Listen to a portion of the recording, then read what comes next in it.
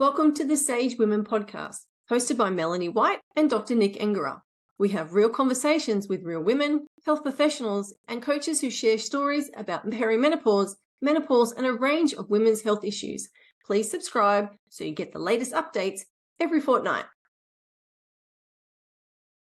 Hey, it's Melanie White here on the Sage Women podcast, and I'm really excited to introduce to you today Terry Tateossian. She's a fitness and health coach, a personal trainer, a nutritionist, a hormone specialist, and emotional eating coach, and a podcast host, and so much more. And I'm so thrilled to introduce her to you today. Terry, thank you for being here. Thank you, Melanie, for having me. I am very excited to talk about our topics today. Yes, and you have been on a massive journey personally and professionally, haven't you? A little bit, yes. Yeah.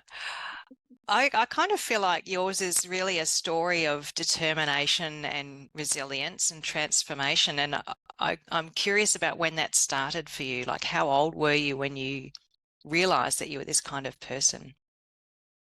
You know, I'm still discovering that, so I can't really tell you pinpoint exactly when that happened. It's the way that I looked at it, it was just life. You know, these things were just happening and changes were happening whether I wanted them or not.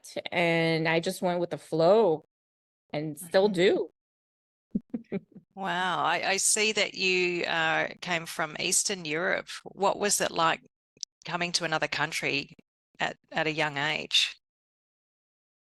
So so I was born during the communist era in 76. And I grew up just like everybody else. I didn't really know the difference between non-communist and communist. I had a great family, very well-known grandfather who was one of the pioneers in handmade jewelry back in that at that time. Wow.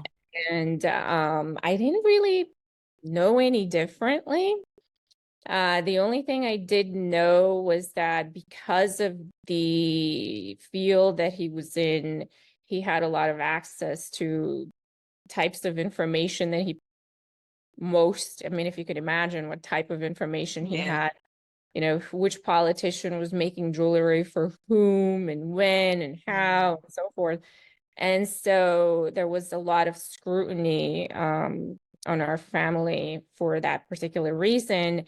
And in 87, my mother and my stepfather decided to defect to Austria, which was a refugee asylum type of country. And in the previous years, we had gone to different vacations. You know, we had gone to Moscow, we had gone to Bucharest, to Budapest, to all these different places to signal that we're just going on vacation, nothing unusual, nothing to see here. And so when we did apply for visas for Austria, it wasn't that big of a deal because we had already gone to so many other different places in the previous years. So, you know, as far as I knew, it was just another vacation. I remember my father drove, I believe, about 38 to 40 hours straight to get to Vienna, which was the asylum city. And the only thing that threw me off was my grandmother gave me an extra goodbye, and it was more tearful than usual. So that kind of tipped me off. Something was happening that maybe I wasn't going to see her. I was 11 at the time. And so, yeah, we got there. There's a quarantine time when you're asking for asylum. I believe it was about 30 or 60 days where they run background checks on you and the family. And then they ask you, or at that time, the way that I remember it, the camp that we were in, I believe, was a past Holocaust camp. And its name, if I recall, was Dreiskirchen, was the name of the place that we were at for about 30 to 60 days. And that's where they ask you, which country are you interested in applying for asylum? And the three options were Australia, Canada, the United States. And my mother gave her three options, and the three options were United States, United States, United States. Yeah. And so that's how we ended up in the US. But during that time, I had to learn German. I had to go to school. I had to just do the things that normal kids do. And that was just what it was. Wow. That must have been a huge shift for an 11-year-old. Looking back now, yes. Living through it, it just was what it was. And I just Yeah. It's what you did knew. exactly. Mhm. Yeah. And so what was different for you and your family when you got to the US? Well, the first thing I remember is that it was very gray. So I lived in JFK and it was very gray, very muggy. Everything was supersized. And, we had a sponsor in New York. So we ended up in New York. It was an apprentice of my grandfather's. And he took us in. My father was looking for a job. I started school. I didn't really speak English. I was 13 at that time. So we spent 2 years in Austria. And little by little, we just kind of assimilated into life. It was a lot of hard work. And when you come from an immigrant background or situation, everything is drilled into you about hard work, education, pursuing the American dream and so forth. And so that's what I did. I studied really hard. I had great grades. I learned English. I spoke at that point, I spoke about 5 languages. So, it just was what it was. Wow. It sounds like you were really working hard and struggling, and yet at the same time you had so many extraordinary things about you and your life that would propel you forward. It seems like it, right? So adaptability was something that I didn't really understand at that time, but it was just forced upon me and I had to adapt. There was really no other choice. And that it's just, that's how children are. Most children are like that, and they learn languages really quickly. They have a lot of neuroplasticity in their brain. So, that's just the way it is. And so what happens fast forwarding to your 40s? 42 was quite a critical age for you. Can you tell us a bit about what happened then? Absolutely. So it was actually a little bit earlier at about, I would say 36, 37. I started finding myself in a place where I was very overweight. I had 2 kids by then. I was very overweight, about 80 pounds. And I was so busy working. I was an entrepreneur at the same time with 2 children. And I was working really hard. About, I would say 15 hours was the norm per day. Wow. Sometimes it was more. Sometimes it was a lot more. Sometimes it was all-nighters.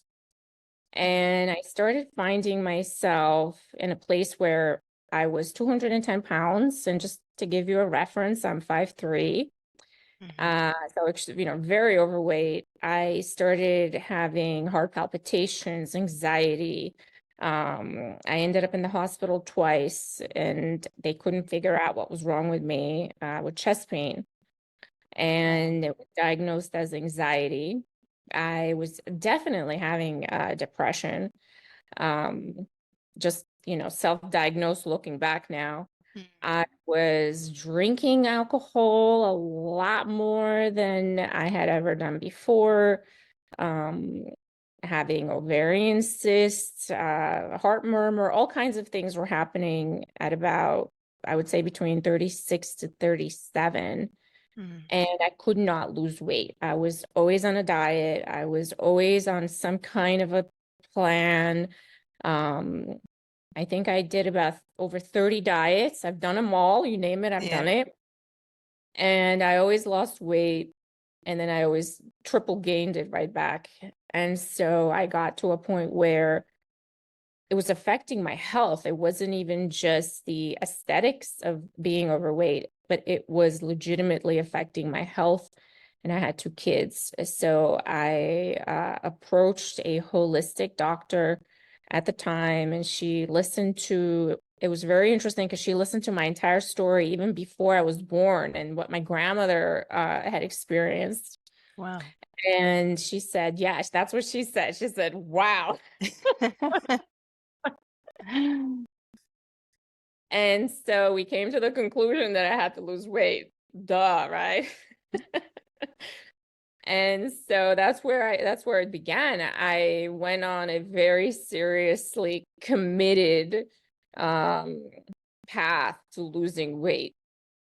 And I did. I lost about 30 pounds initially doing it the way that I made it up, basically. I said, none of these diets work.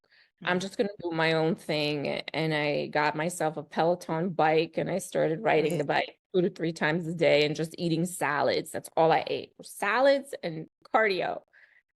And I lost weight. But it didn't look the way that I wanted it to look. And so then that's when I started looking into weightlifting and bodybuilding. And that's when I got on that path. It was at about 42. Wow. And there was a big transformation for you through that process. Yes, I discovered that macros, nutrition, and weightlifting are the holy grail for women at any age, really. It's not even just for perimenopause or menopausal women. It is for everyone, male, female, no matter what the age. And that is what lit a fire under me that I've never really felt before, because that took away every excuse, every self-limiting barrier, every imagined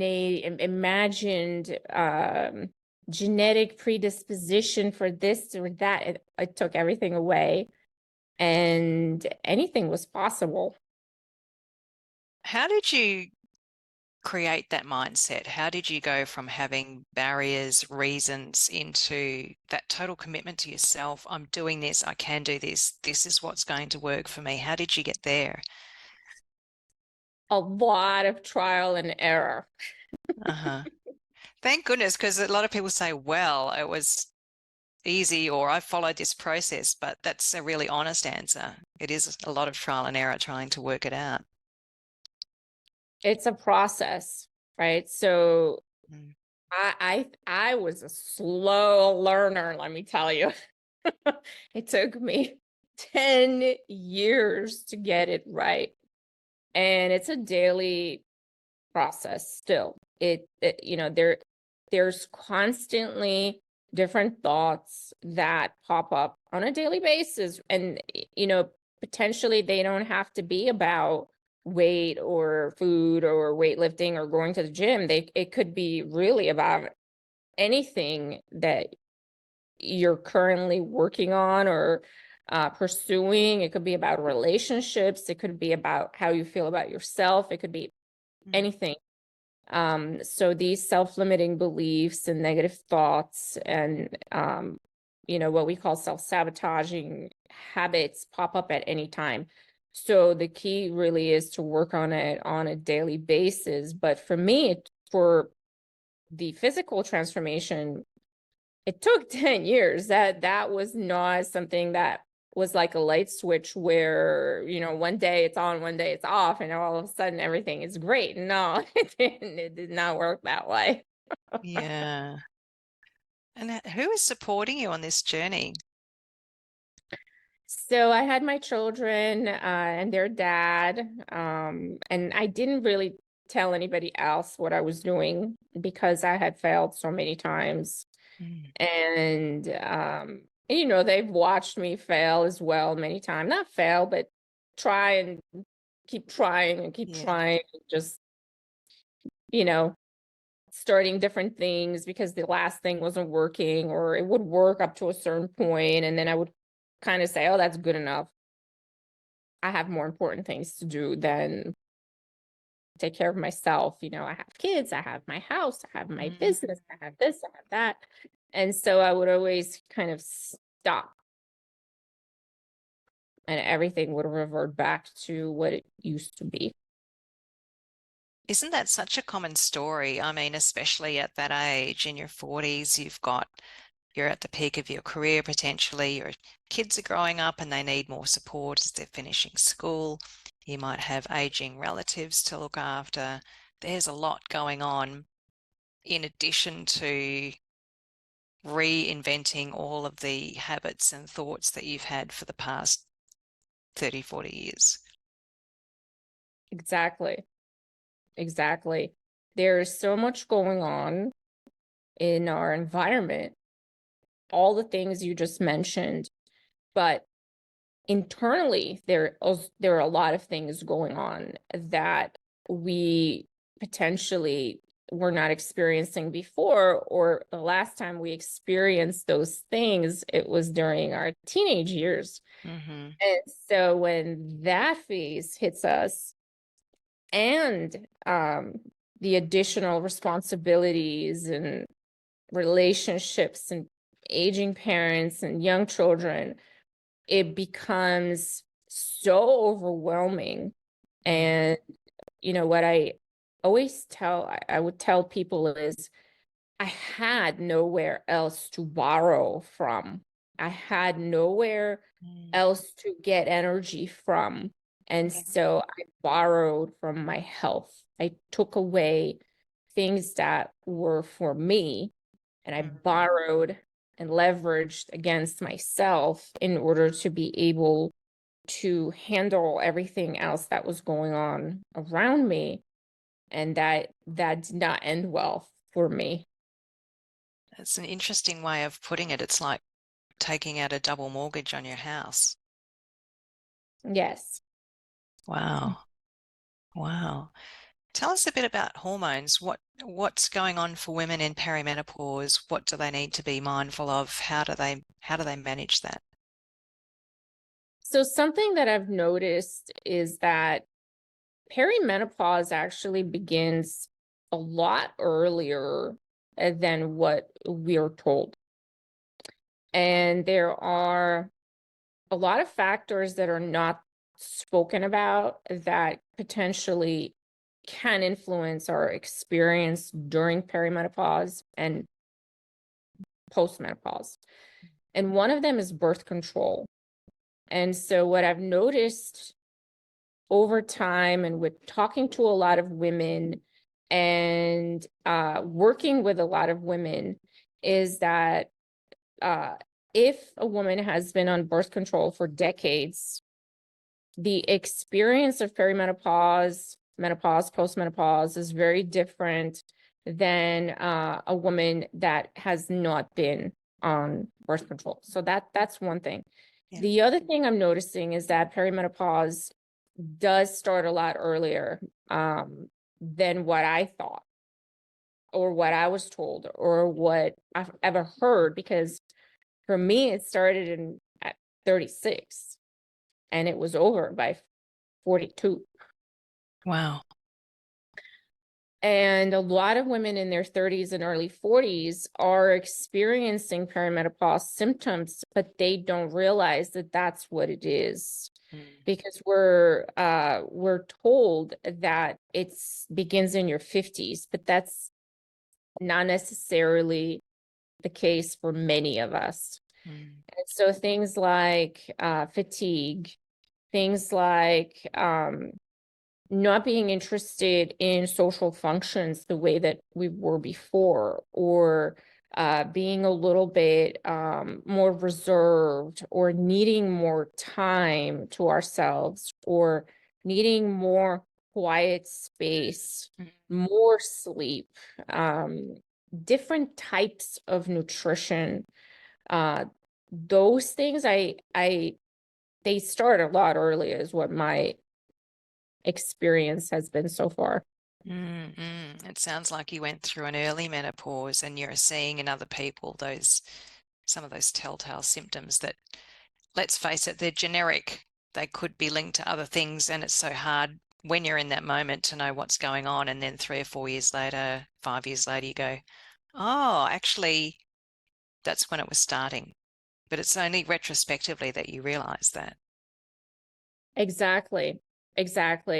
And so I had no idea that that is what was happening to me. I just started behaving in a very non-characteristic way. I was tired a lot. I needed more sleep. Became antisocial at one point. I did not want to be around people. I didn't want my energy. I didn't want to give my energy to anything or anyone. Yeah. And so when I think about it now, it makes sense, because I was going through something internally that required a lot of my energy. Mm-hmm. And so what about the Holy Trinity that you mentioned earlier? Tell us a bit about that and why that's so important for women who are approaching menopause. Macros, muscles, and mindset. Yeah.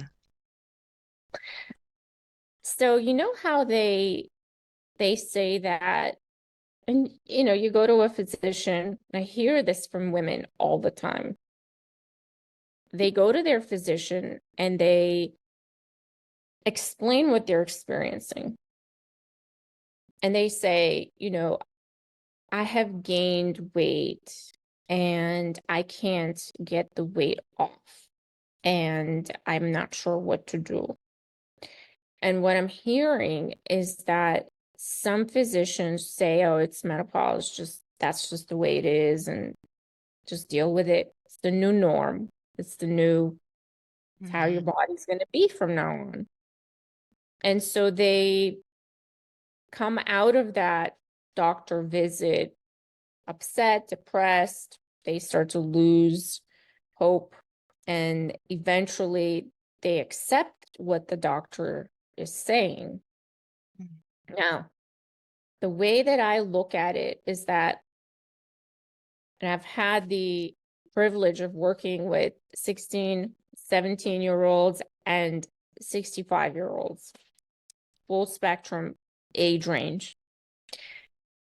The way that my 16-year-old, the way that her body responds to protein, strength training, macro-based nutrition, mindset is exactly the same as someone who's 35, 45, 55, 65. The way the body responds is the same. Now, in that frame of thought, what is the difference? What is the difference from when we were 25 and when we are 55? It's the hormones. The hormones are changing and dictating our mood on a minute by minute basis. And so what happens during perimenopause and menopause is that the hormones are changing our behavior and our habits. We tend to have less energy. We tend to not be able to sleep well. We tend to not have the drive to want to do as many things as when we were 25. It's not that the body just magically gains this weight and we can't get it off. It's the behavior that's changing. And so if we can address the behavior, then the results do happen. And there's such a shift in cortisol and insulin at that time. So we're seeing these people with stress and stressed bodies and higher insulin and insulin resistance developing. And that's part of that storm too, right? The whole, which drives cravings and drives overeating and that whole mess in the middle of life. Exactly. And so why does cortisol rise? Why do we get insulin resistance? It's because we have created a lifestyle through our behavior that is conducive to high stress.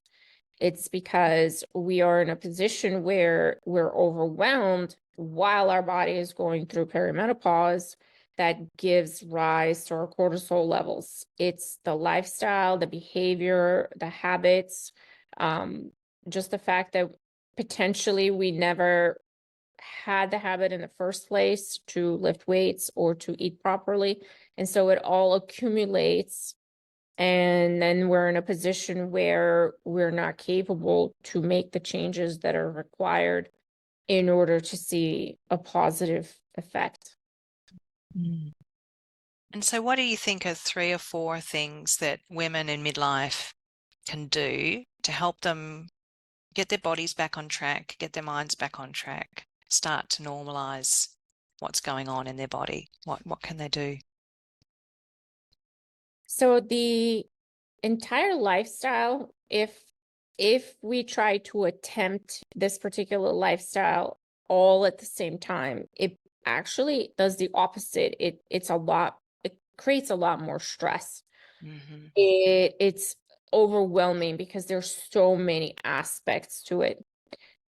So my suggestion would be to work on one thing at a time. And so the first thing I would do is I would get my steps up.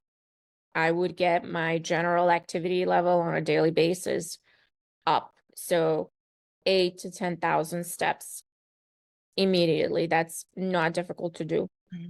Once you have gotten that habit to be easy to do, then add weight training.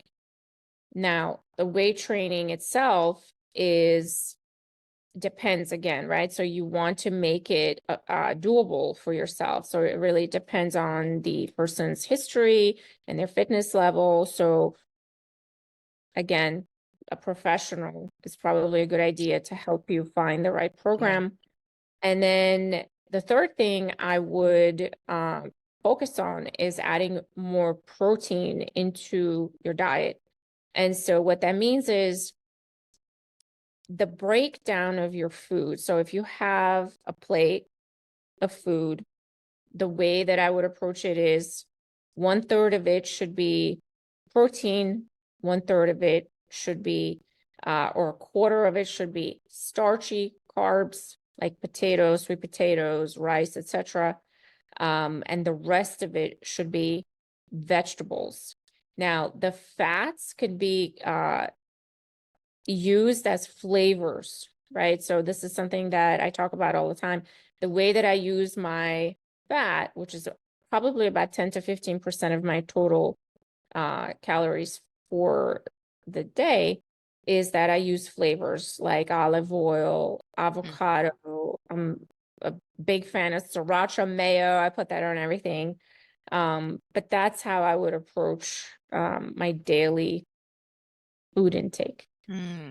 It's a very simple formula and it sounds easy to follow. Is there anything that people can do to make it more achievable in terms of starting to eat like that? Like, let's say you've got somebody who gets lunch on the run or misses lunch and then gets home and says, oh, we'll get a takeaway for dinner. They're busy, they're not really focused on it. What a couple of steps that someone needs to take to be able to fit that in and make it work? Well, one of the main things that I noticed with women is that we actually tend to eat a lot less food than we should. So many women actually start out with no appetite whatsoever. and have a hard time even getting 1,500 calories down on a daily basis. So that's another aspect to think about. How many calories per day are you consuming? Tracking your food for a couple of days or even a week or two is a great way to know where you're at. Once you have that figured out, the next step would be to change the balance of the macros. So more protein, more carbs, less fat. And the next thing is, okay, so how do let's say you're going to break down your meals to 4 meals per day. And so you're a busy woman. Most of us are high achievers. We have a lot going on. How do you maintain this routine through a busy life? And so this is what I suggest to all of my clients. Find 3 meals that you love, absolutely love. You can eat them every single day, and find a way to prep these meals in a way that they'll be in the refrigerator ready for you to take out and eat. And this is what I advise. So that these are my 3 meals that are my staples every single day. Yogurt parfait. So depending on your macros, again, the quantity is variable depending on how much you would be consuming for your meal. And so yogurt parfait, 0% yogurt, 0 fat, a little bit of protein powder, a little bit of peanut butter powder, a little bit of granola, maybe 8 to 10 grams of granola for starch, berries such as blueberries, strawberries, raspberries, etc. And that's a perfect meal right there. So sounds delicious. That could be pre-made, right? So you can make 3, 4 of these in those canning mason jars that they sell in any supermarket. Yeah. And you can pre-make 3, 4 of these, throw them in the refrigerator, take them out when you're ready to eat. My next meal that is pre-made and ready to go, it's in the fridge, are overnight protein oats. So a little bit of almond milk, a little bit of oats, a little bit of protein powder, peanut butter powder, whatever other protein source, or it could be vegan powder, it could be anything. And a little bit of chia seeds for the fat. Mix it up, throw it in the refrigerator. You can make 4, 5, 6, 7, 10 of these. When you're ready to eat it, take it out, put your berries into it or whatever other could be a fruit you could throw in there. And that's a perfect meal right there. And the third meal is very simple. It's a garden salad with grilled chicken and potentially a little bit of quinoa for starchy carb.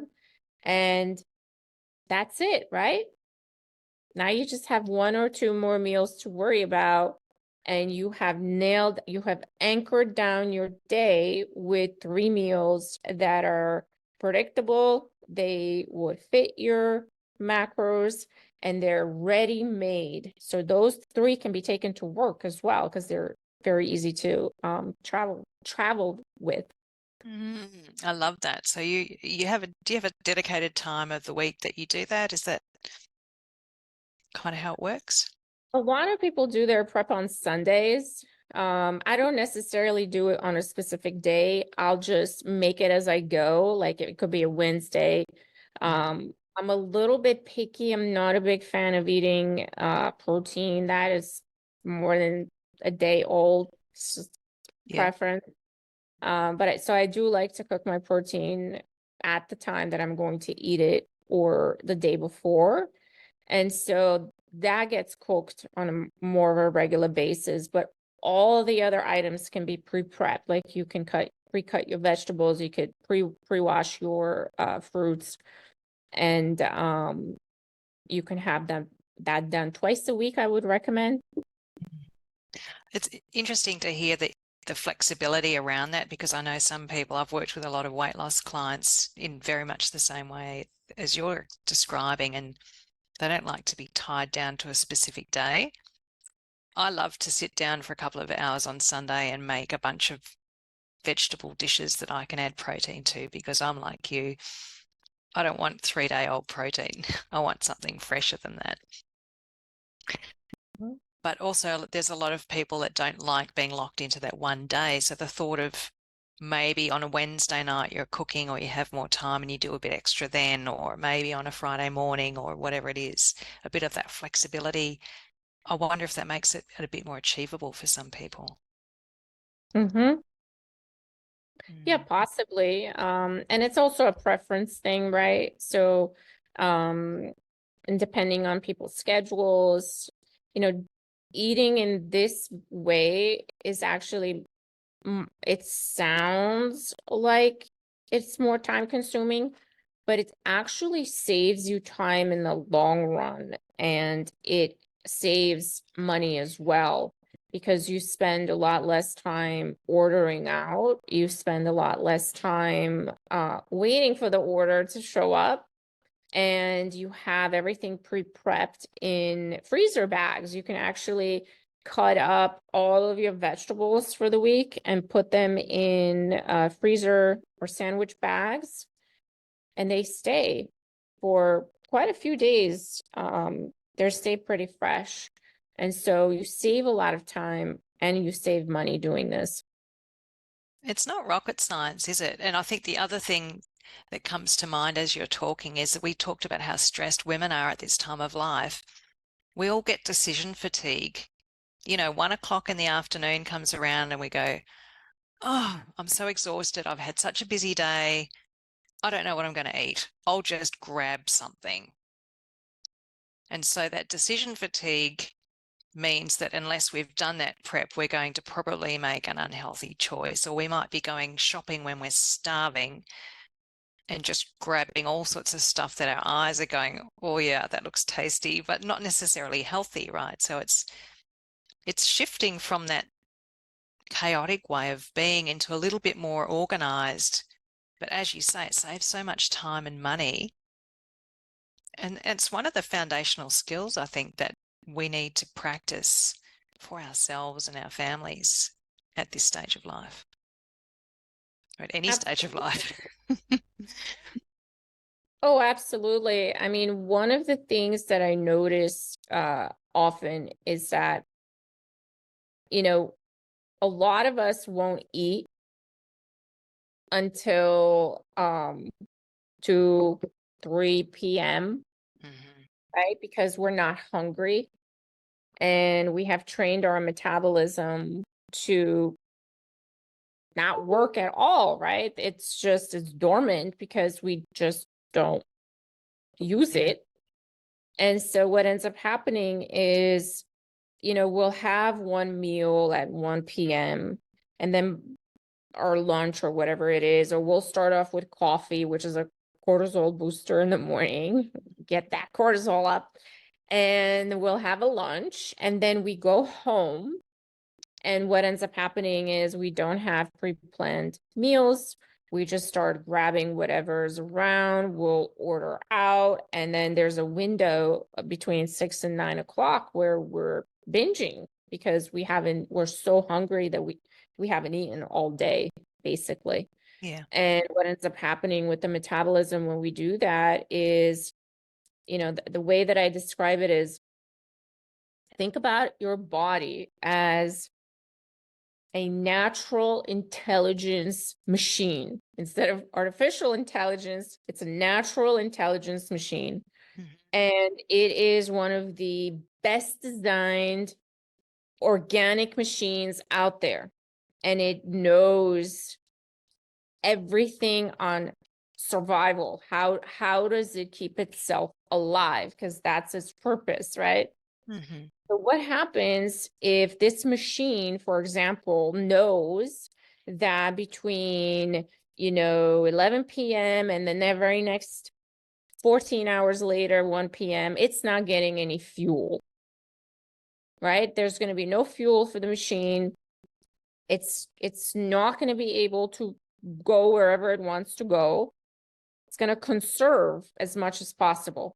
Now, when you teach the machine that between 4 p.m. and 10 p.m., we're going to have extra fuel, we're going to have an excess of fuel that we could never possibly use all of it, what do you think this incredible natural intelligence machine is going to do?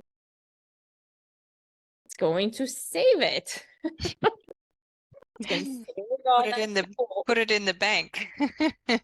Yes. And then go to sleep with it. Yeah. Exactly. So it's not going to need it. It knows it's not going to need it. It's going to be resting. So it's going to save that fuel, and it's going to keep piling it on, because just in case, one day it doesn't get any fuel, it has it. And that's what the body does. It's extremely intelligent. And that explains why you might wake up in the morning and not feel hungry. And I know so many women that say, oh, it's terrible to be hungry. And I'm saying, well, there's hungry and there's ravenous, but if you're a little bit hungry, it means that your metabolism's working, right? It means that you've cleared the last meal and you have that sensation of physical hunger. And I wonder how many people have lost touch with that sense of natural hunger, reasonable amount of hunger, not too much, as an indicator that, oh, it's time to eat. Yes, I hear that a lot.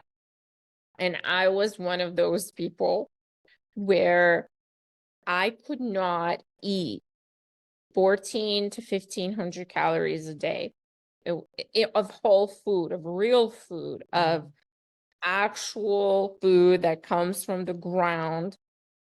I could not get it down. I could get an entire Haagen-Dazs pint of ice cream down, and that's about 2,000 calories, no problem. Yeah. But whole food of, 1,500 calories of whole foods was a lot of food for me. And so, because I wasn't used to it, but I hear this exact experience with a lot of women where they're having a hard time recognizing what hunger feels like. They're never hungry in the morning. They don't know what physical hunger feels like. We confuse emotional hunger, for primary food, for actual physical hunger. So a lot of times, we feel emotionally hungry for things like intimacy, rest, sleep, joy, love, happiness, connection. We're craving that. And instead we're soothing with food. So there's a lot of that going on all around. It's a lot to think about. And I guess if we sum up everything that you've shared with us today, like, firstly, you've had such an amazing life and journey. You've created an incredible transformation for yourself. I think you said you'd lost 80 pounds in total. Is that right? Which is 36 kilos for those listening in Australia. That's a lot. You've boiled it. It's an incredible achievement. I know how hard it is and how much work is required to do that. And I really acknowledge your persistence with that. Thank you, Melanie. And you summed up just 3 simple things. Well, not simple, but not easy: mindset, muscle, and macros, that can become a foundation of self-care, that can become a foundation of normalizing some things in your body, becoming a healthy weight and a healthy shape.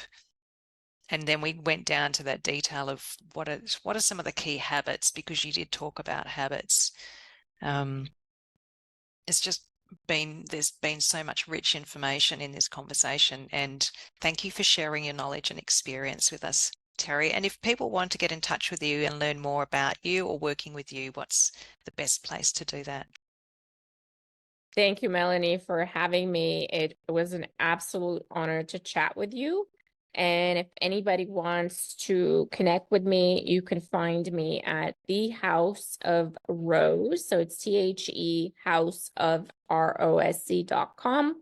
Or you can find me on Instagram. My handle is how.good.can.idget. And that's my motto, basically, not to quit. How good can things get going further into this journey of life? Thanks so much, Terry. I'm going to put your contact details in our show notes and really appreciate you being here today. Thank you. It was a pleasure.